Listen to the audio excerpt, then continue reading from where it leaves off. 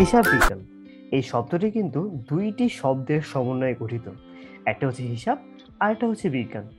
হিসাব বিজ্ঞান হচ্ছে মূলত হিসাব সম্পর্কিত বিজ্ঞান।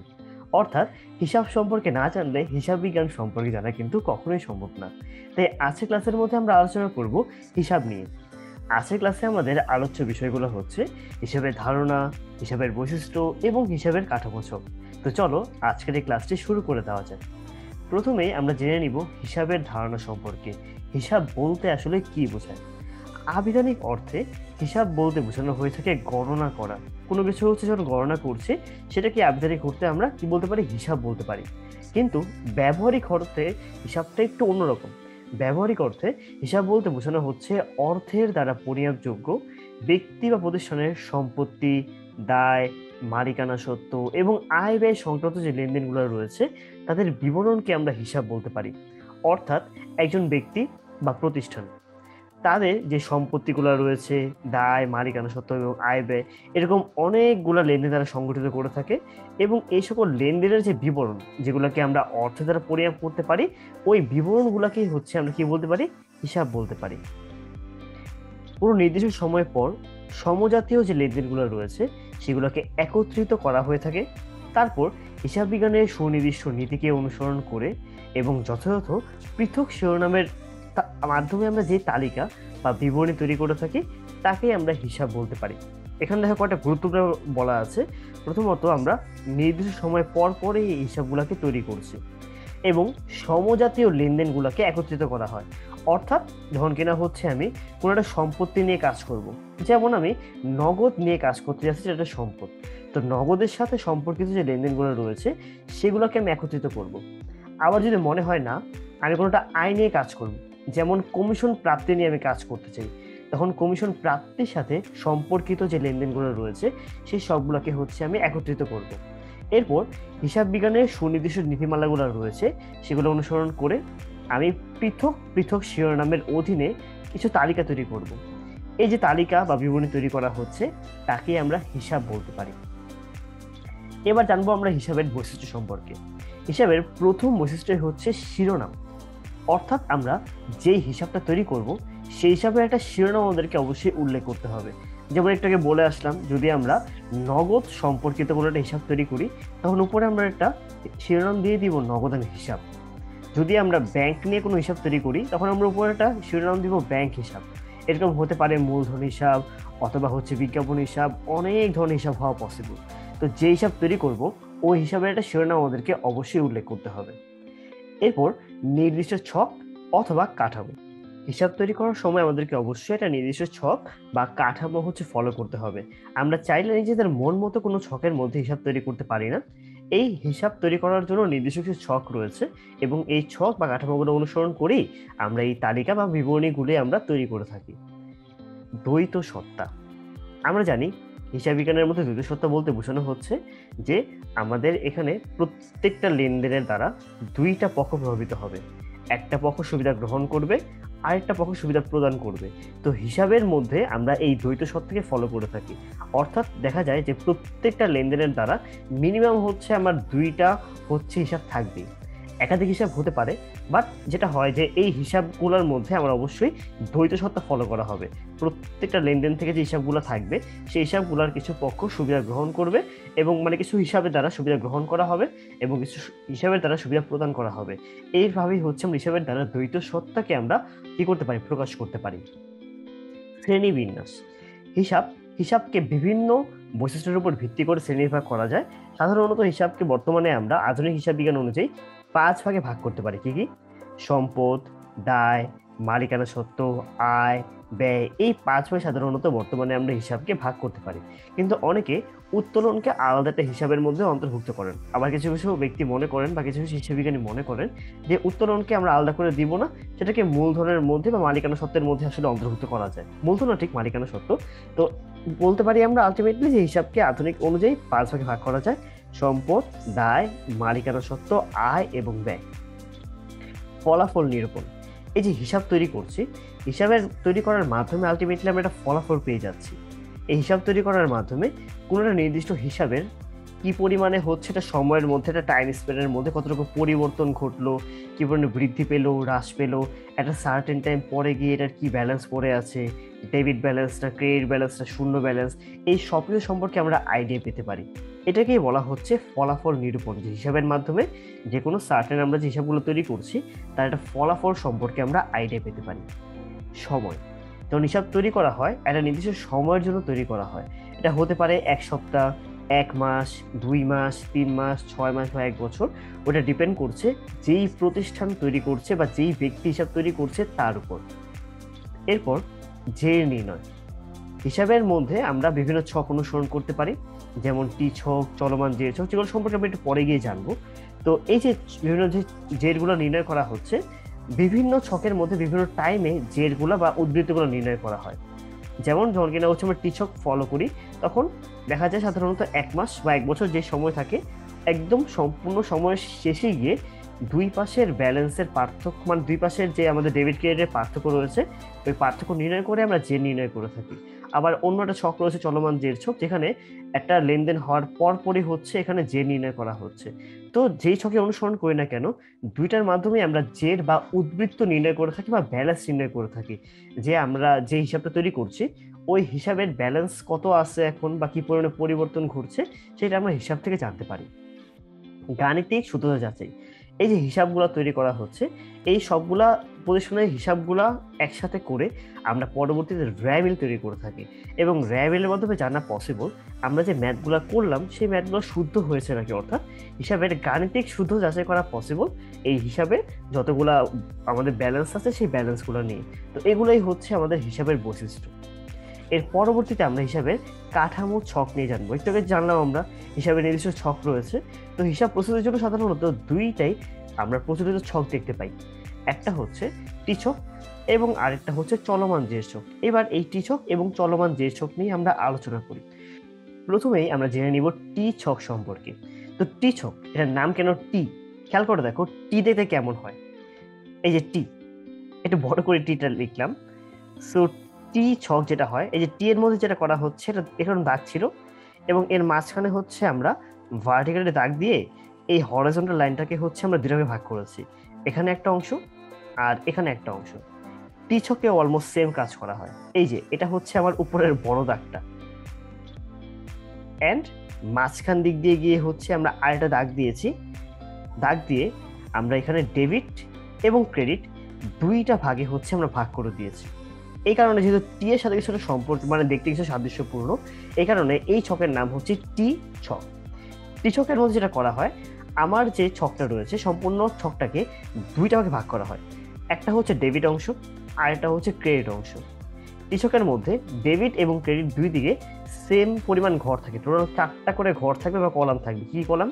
তারিখ, বিবরণ, জাবেদা বিষয় টাকা এবং তারিখ, বিবরণ, জাবেদা বিষয় টাকা। টোটাল 8টা ঘর থাকে, ডেবিট দিকে 4টা এবং ক্রেডিট দিকে 4টা। আমরা অবশ্যই এখানে ডেবিট এবং ক্রেডিট এই ব্যাপারটা হচ্ছে আমরা উল্লেখ করে দেব। তো এই টি ছক করার টাইমে গিয়ে আমরা যেই হিসাবের হচ্ছে আমরা ছকটা করছি তার শিরোনামটা উল্লেখ করতে হবে। যেমন যদি হচ্ছে আমরা বীমা প্রিমিয়ামের যদি হচ্ছে একটা আমরা হিসাব করি, তখন লিখে দেবো আমরা এখানের মধ্যে বীমা প্রিমিয়াম হিসাব, তারপর ডেবিট এবং ক্রেডিট এই দুই দিকে হচ্ছে আমরা উল্লেখ করে দেব। তো এখানে ব্যাপারটা কি করা হয়, যখন কিনা হচ্ছে কোনো লেনদেন সংঘটিত হচ্ছে, আমরা যেই হিসাবের হচ্ছে আমরা এখানের মধ্যে যেই হিসাবটা এখানে তৈরি করব, সেই হিসাবের উল্টা যে আমাদের হিসাবটা রয়েছে, জাবেদা করার পর উল্টা হিসাবটা থাকে, ওই হিসাবটাকে হচ্ছে আমরা বিবরণের ঘরে বসিয়ে দিই। যেমন একটা লেনদেন আমরা বলি, ধরো আমরা নগদান হিসাব তৈরি করছি আর হচ্ছে আমরা পণ্য ক্রয় করলাম। তো পণ্য ক্রয় জাবেদা কি? পণ্য ক্রয় জাবেদা হচ্ছে ক্রয় হিসাব ডেবিট, নগদান হিসাব ক্রেডিট। তো নগদান হিসাবের উল্টা দিকে কি আছে? নগদান হিসাবের উল্টা দিকে আছে ক্রয় হিসাব। যেহেতু ক্রয় হিসাব ডেবিট আর নগদ হিসাব ক্রেডিট ছিল, তো নগদের উল্টা দিকে যেহেতু ক্রয় হিসাব আছে, বিবরণের ঘরে আমরা ক্রয় হিসাব লিখে দিব। কিন্তু বিবরণ তো দুইটা, ডেবিট দিকে বিবরণ, ক্রেডিট দিকে বিবরণ। কোন বিবরণের ঘরে হচ্ছে আমরা ক্রয় হিসাব ব্যাপারটা উল্লেখ করব? আমরা দেখব আমরা যে হিসাবটা তৈরি করছি, নগদান হিসাব তৈরি করছি, নগদান হিসাব কোন দিকে আছে, ডেবিট দিকে না ক্রেডিট দিকে? নগদান হিসাবটা ক্রেডিট দিকে আছে। এই কারণে আমরা ক্রয় হিসাবটাকে এই ক্রেডিট দিকের বিবরণের ঘরে লিখে দিব। তারপরে হচ্ছে আমরা এখানে টাকার ঘরে টাকার পরিমাণটা লিখে দিব, আর তারিখ, যেই তারিখে লেনদেন সংঘটিত হয়েছে। ঠিক সেম ভাবে আমরা এখানে ডেবিট দিকে হচ্ছে আইটেমগুলোকে বসাবো, ক্রেডিট দিকে আইটেমগুলোকে বসাবো। পিছনে যেটা করা হয়, একটা নির্দিষ্ট সময়ের শেষে গিয়ে ব্যালেন্স বের করা হয়। মনে করো আগে ডেবিট দিক যতগুলো হচ্ছে আইটেম বসেছে সবগুলোর যোগফল বের হয়েছে মনে করো 1,00,000, আর ক্রেডিট দিকে যে আইটেমগুলো রয়েছে সবগুলো যোগ করে বের হয়েছে মনে করো 80,000 টাকা। তাহলে ডেবিট দিকে বেশি, ক্রেডিট দিকে কম। যেদিকে কম সেদিকে হচ্ছে আমরা ওই পার্থক্যের পরিমাণটা লিখে দিব। মনে করো এই ম্যাথটা তৈরি করা হচ্ছে জানুয়ারি মাসে। যেটা করা হবে, জানুয়ারি মাসের শেষ তারিখ কবে? জানুয়ারি 31। তো জানুয়ারি 31 তারিখে আমরা এই ক্রেডিট দিকে লিখে দিব 20,000 টাকা, আর বিবরণের ঘরে লিখে দিব আমরা ব্যালেন্স সিডি, যেটা পুনরূপ হচ্ছে ব্যালেন্স সিডি। এখানে সিডির পুনরূপ হচ্ছে ক্যারিড ডাউন, স্থানান্তরিত হবে। এই যে ব্যালেন্সটা পরবর্তী তারিখে স্থানান্তর করা হয়। এই যে এই ব্যালেন্স সিডি আমরা কত টাকা লিখলাম বলতো? 20,000 টাকা, কারণ এখানে ছিল 1,00,000 আর এখানে ছিল 80,000 টাকা। পার্থক্যের পরিমাণটা ব্যালেন্স সিডি হিসেবে লিখে দিয়েছি আমরা এই ক্রেডিট দিকে, যেহেতু এখানে কম ছিল। আর তারিখ হবে আমরা যেই মাসে ম্যাথটা করছি সেই মাসের শেষ তারিখ, বা যদি পুরো বছর জুড়ে আমরা ম্যাথটা করি ওই বছরের শেষ তারিখ বা হিসাবকালের শেষ তারিখটা এখানে উল্লেখ করা হবে। তারপর দুই দিকে কিন্তু আমার কি হয়ে যাবে, এবার ব্যালেন্স মিলে যাবে। এদিকেও 1,00,000 আর এদিকে হচ্ছে 1,00,000।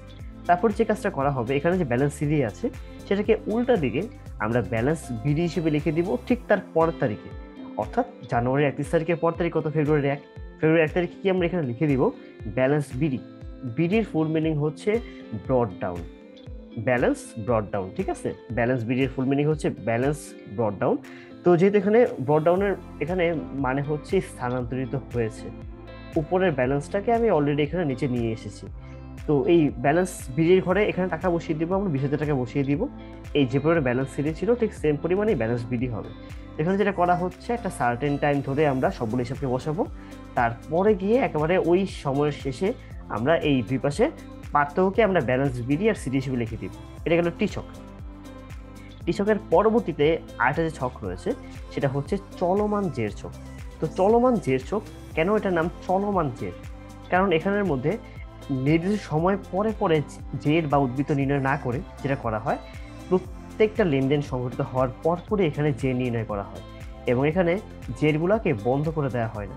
টিচকে যে কাজটা করা হয়, টিচকে যখন কিনা হচ্ছে আমরা দুই পাশের ব্যালেন্স বের করলাম, তখন ডাবল দাগ দিয়ে দুই পাশের জেরটাকে বন্ধ করে দেওয়া হয়। কিন্তু চলমান জের ছকের মধ্যে ডাবল দাগ দিয়ে কখনোই জেরকে বন্ধ করে দেওয়া হয় না, এই জেরটা চলতেই থাকে। যখনই লেনদেন সংঘটিত হবে তখনই আমরা জের নির্ণয় করব। এই কারণে এর নাম হচ্ছে চলমান জের ছক। এখানে ছকটা কেমন হয়, উপরে আমরা লিখবো আগে হিসাবের শিরোনাম, তারপরে ডান দিকে লিখবো হচ্ছে আমরা হিসাবের কোড নং। হিসাবের শিরোনাম বলতে ওই যে আমরা যেই হিসাবটা তৈরি করব তার শিরোনামটা এখানে উল্লেখ করে দিব, আর হিসাবের কোড নং আমরা এখানে লিখে দিব। সাধারণত পরীক্ষায় তোমাদের হিসাবের কোড নং দিয়ে কিছু লিখতে হবে না, তোমরা হিসাবের কোড নং লিখে জাস্ট খালি রেখে দিবা। এখানে আমাদের টোটাল 7টা কলাম থাকবে। কি কি? তারিখ, বিবরণ, যাবেতে পৃষ্ঠা, ডেবিট টাকা, ক্রেডিট টাকা, আর দুটা জের, ডেবিট জের আর ক্রেডিট জের। জের মানে হচ্ছে ব্যালেন্স। তো এখানের মধ্যে আমাদের ডেবিট আর ক্রেডিট দুটা পার্ট নেই, কিন্তু যেটা করা হয়েছে আমাদের বিবরণের জন্য একটি মাত্র ঘর রাখা হয়েছে। তো যদি এখানের মধ্যে আমরা ওই যে আগের মতো বলি, যদি আমরা মনে করো নগদের হিসাব তৈরি করছি, আর আমি একটা লেনদেন বললাম, আমি নগদে মনে করো পণ্য বিক্রি করেছি, যাবে নাকি নগদের হিসাব ডেবিট, বিক্রয় হিসাব ক্রেডিট। তো নগদের উল্টা দিকে বিক্রয় রয়েছে, বিবরণের ঘরে আমরা বিক্রয় লিখে দিব। ডেবিটকে চিন্তা করতে হয় না, কারণ এখানে একটি মাত্র বিবরণের ঘর আছে। তারপর দেখব যে আমি যে নগদের হিসাব তৈরি করছি, নগদের হিসাব কোন দিকে আছে।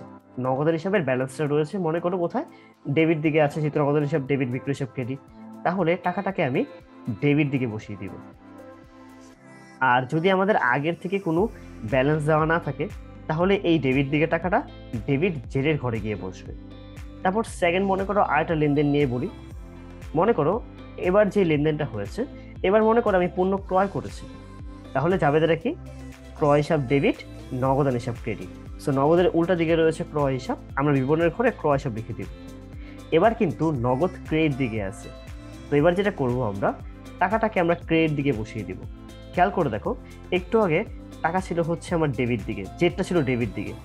প্রথমত ডেবিট দিয়ে টাকা বসেছিল, আর ডেবিট দিকে হচ্ছে আমাদের যেটা বসিয়ে দিয়েছি আমরা। এই মাত্র যে লেনদেনটা ঘটলো, আমরা নগদে পণ্য ক্রয় করেছি, এইবার আমি টাকাটা পোস্টিং দিয়েছি ক্রেডিট দিকে। আমার আগের থেকে ব্যালেন্স ছিল ডেবিট, আর এবার টাকা বসছে ক্রেডিট দিকে। তো এবার যেটা করতে হবে, আমাকে ব্যালেন্স বের করতে হবে। মনে রাখবা, যদি সেম ঘরে থাকে তখন গিয়ে যোগ হয়, উল্টা দিকের ঘরে থাকলে বিয়োগ হয়। তো যেহেতু এখানে ডেবিট দিকে ব্যালেন্স রয়েছে আর পোস্টিং হয়েছে ক্রেডিট দিকে, এই দুটোকে বিয়োগ করে দিব। মনে করো ডেবিট দিকে ছিল 1 লাখ, আর ক্রেডিট দিকে নতুন করে আমার আসছে মনে করো 80,000। তাহলে 1 লাখ থেকে 80,000 বাদ দিয়ে এখানে ব্যালেন্স বসিয়ে দিব আমরা 20,000 টাকা। আবার পরবর্তী তারিখে মনে করো আমার অন্যটা আয় হয়েছে, মনে করো কমিশন পেয়েছি 10,000 টাকা, টাকাটা বসিয়ে দেবো হচ্ছে আমরা ডেবিট দিকে। ব্যালেন্স ডেবিট দিকে ছিল, টাকা ডেবিট দিকে বসছে, সেম ঘর থাকলে যোগ হয়। আগে ছিল 20,000, এখানে 10,000, 20,000 10,000 যোগ হয়ে আমাদের এখানে বসে যাবে 30,000 টাকা। এইভাবে করে প্রত্যেকটা লেনদেন সংঘটিত হওয়ার পরপর কি করছি আমরা, চলমান যে ছকের মধ্যে আমরা ব্যালেন্স বের করছি। তো এখানে যে সুবিধাটা হয়, আমাদেরকে সময় শেষ হওয়া পর্যন্ত ওয়েট করতে হয় না। একটা লেনদেন হলো, সঙ্গে সঙ্গে হচ্ছে আমরা ব্যালেন্সটাকে বের করে ফেললাম। এইভাবে করে যখন নতুন নতুন লেনদেন হবে তখনই আমরা এখানে আমরা ডেবিট ক্রেডিট দিকে বসিয়ে দিব, তারপর হচ্ছে আমরা ব্যালেন্স বের করব। জাস্ট এখানে মনে রাখতে হয়, যদি হচ্ছে পোস্টিং আর ব্যালেন্স যদি সেম ঘরে হয় তখন যোগ করে দিই, আর পোস্টিং আর ব্যালেন্স ডিফারেন্ট ঘরে হলে তখন আমরা বিয়োগ করে দিই। যখন আমরা খতিয়ান করব তখন আমরা এই ব্যাপারগুলো সম্পর্কে আরো বিস্তারিত আলোচনা করব। তো এগুলোই ছিল হচ্ছে আমাদের চলমান জের ছক আর টি ছক। তো আশা করছি তোমরা হিসাবের ধারণা সম্পর্কে, হিসাবের বৈশিষ্ট্য, হিসাবের যে ছকগুলো রয়েছে এইগুলো সম্পর্কে তোমাদের আইডিয়া একদম ক্লিয়ার হয়ে গিয়েছে। তাহলে নেক্সট ক্লাসগুলোতে হচ্ছে আমরা এই সম্পর্কিত আরো অনেকগুলো টপিক সম্পর্কে আমরা আলোচনা করব। তাহলে আজকের ক্লাস আমরা এখানে শেষ করছি, দেখা হচ্ছে পরবর্তী ভিডিওগুলোতে। ধন্যবাদ সবাইকে।